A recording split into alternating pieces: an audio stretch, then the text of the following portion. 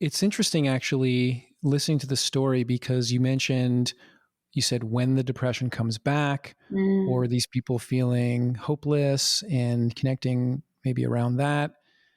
Part of me wants to say, well, wait a second. These people did psilocybin, Yeah. and isn't one session of psilocybin life-changing mystical experience, depression is cured, it's like surgery, let's get on with it, get it into the drinking water so people don't feel Yeah. depressed anymore. That's not really what happens, is it?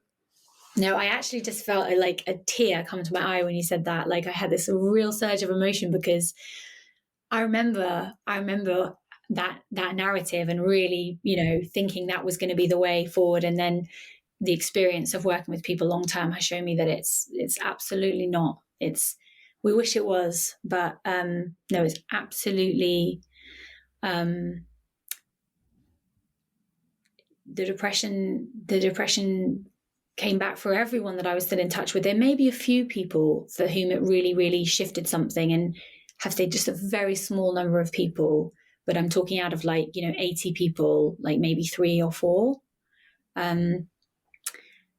But for most people, it comes back. And the metaphor that I really started working with, and the one that then has kind of been the foundation for the work I've done since, is of the cycles of nature and the seasons in nature, and the fact that, starting to think about like a psilocybin experience as like a kind of spring, summer opening, and then there will inevitably be autumn, and there will be winter. And it doesn't obviously happen in that linear cycle, but that we all go through the cycles of spring, summer, autumn, and winter. And trying to hold on to an idea of like constant summer is so typical of our culture, because we want, the never ending sunshine, and, the kind of consumerist dream of like, we can find a way to like rig this show and be always happy. But if you think about like the cycle of nature, the course of a day, we go from night into day into night, and the course of a year, we go from, in the parts of the world where you have seasons, that cycle of dark and light is so fundamental to nature and to us, that rather than lamenting the fact that psilocybin experience benefits tend to fade, I thought, well, we can embrace this, because there is a time of hibernation, there's a time of sitting and waiting and resting, thinking about depression as deep rest, and allowing that process of, I don't need to get stuck in this winter forever. I can move through this cycle, but I'm going to allow myself this time of darkness. I think it's just about not getting stuck. That's the thing, where depression becomes, like incredibly debilitating when the hope is lost and people feel that they're not going to be able to move through it. I think that's where it becomes so painful. Okay, well, I'm feeling a bit of a need to recalibrate here, because if we are just cycling through the seasons in our emotional lives, what the hell is the point of all this? It's like, maybe SSRIs are good enough. That New England Journal of Medicine article seems to suggest that, maybe especially if it's paired with, some kind of therapy. There's lots of therapists out there that can provide this work.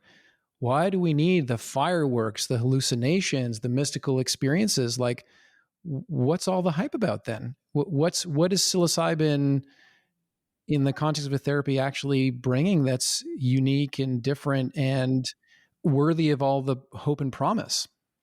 Very, very good question. And I think it is that it enables people to go to those dark places and go through the cycles, because the thing about antidepressants is that what people describe about them is that it's numbing them. It's that it's cutting off the peaks and troughs of experience, but they don't go to the winter. They're kind of kept in a kind of limbo land, and that they're not going into the depths of it and really learning from those places. And I would say often in kind of talking therapy, with good talking therapy, you can really get down into the shadow, which is, often the winter, the kind of the underworld. You can get down there, but it's really hard. And what I've learned about depression through this work is that I used to think about depression as like deep grief and sadness, like deep winter. But actually, I think for a lot of people, depression is just numbness and stuckness and feeling nothing. Yes. So actually being able to go to grief, being able to go down into that deep, dark cavern of despair that we all have, some people to a much greater degree, and really swim around in those deep, dark waters, but also connect. So that's the acceptance, going down into the water. And then there's the connection to values.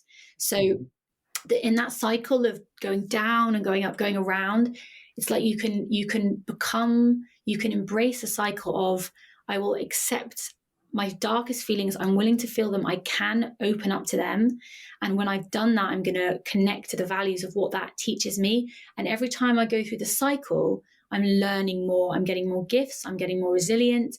And as you go through the cycle, you kind of hopefully come out the other side wise, experienced, able to hold pain and connect to beauty, rather than, with other traditional, kind of antidepressants, potentially not for everybody. Obviously, for some people, they just work brilliantly. But for a lot of people, antidepressants, you're not going on those big journeys of like acceptance and connection. You're just kind of staying in numbness. You're not going on the adventure. Psychedelics give us the adventure, the opportunity for the deep adventure. Hey, thanks for checking out that clip of the Mindspace podcast. You can get the full episode here on YouTube or check it out on your favorite podcast platform. Thanks, and be well.